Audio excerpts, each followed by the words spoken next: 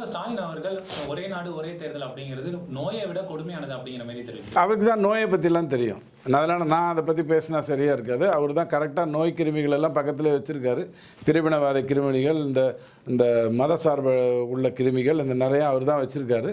இந்த dengue, malaria, கொசு அப்படிங்கிறது தான் டிஎம்கேன்னு யாரோ சொன்னாங்க. ஸோ அவருக்கு தான் கிருமியை பற்றி தெரியும், நான் இல்லைன்னு சொல்லலை. பட் நாம் என்ன சொல்கிறோம், மருத்துவமும் கிருமி சார்ந்தது தான், உடலும் கிருமி சார்ந்தது தான். கிருமின்னு நீங்கள் ஏன் அதை பார்க்குறீங்க?